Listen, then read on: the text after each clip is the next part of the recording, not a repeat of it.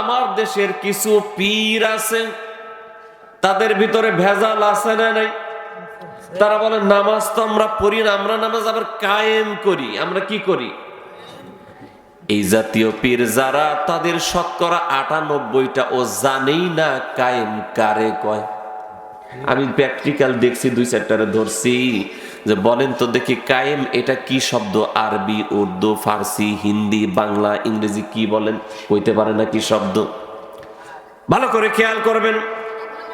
এই যে নামাজ কায়েম করি, এই কায়েম শব্দটা হলো আরবি। কায়েম মানে প্রতিষ্ঠিত করা। এখন প্রতিষ্ঠিত হয় কেমনে? আপনি মুখ দিয়ে বললেন আমি ঘর কায়েম করছি, হয়ে গেছে নাকি? কথা বলেন। বললেই হয়ে যায় না। এর জন্য টিন লাগে, এর জন্য কাঠ লাগে, এর জন্য মিস্ত্রি লাগে, এগুলারে কাটা লাগে, এটারে জোড়া দেওয়া লাগে।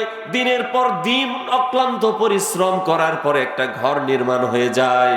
নামাজ কায়েম মুখ দিয়ে বললে হয় না, সূরা ফাতিহা জানতে হয়, আরো 4টা সূরা জরুরি জানতেই হয়, তাশাহুদ জানতে হয়, দরুদ শরীফ জানতে হয়, দোয়াই মাসুরা জানতে হয়, বেতের নামাজের দোয়া কুনুত জানতে হয়, নামাজের ফরজ জানতে হয়, ওয়াজিব জানতে হয়, সুন্নাত জানতে হয়, ওযু করতে হয়, ওযুর ফরজ জানতে হয়।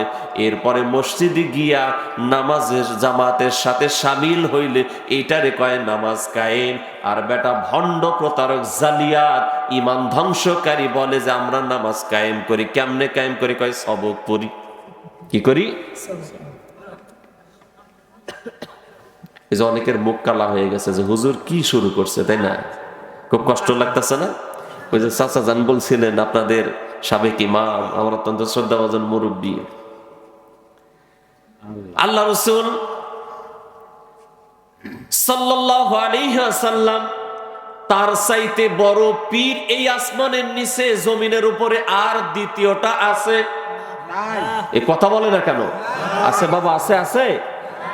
তার চাইতে বড় পীর এই আসমানের নিচে জমিনের উপরে আর যদি কেউ বলে যে আমি তার চাইতে বড় পীর, ও তো বেঈমান, ওর তো ঈমানই নাই। ঠিক কিনা বলেন?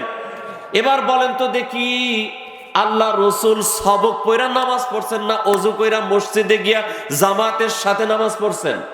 ওযু কইরা মসজিদে গিয়া জামাতের সাথে নামাজ। তাহলে আপনার কি বিবেক নাই? ন্যূনতম বিষয় আপনি বুঝেন না? আপনারে বলল পীর সাহেব সবক পড়ি, চিন্তা করলেন না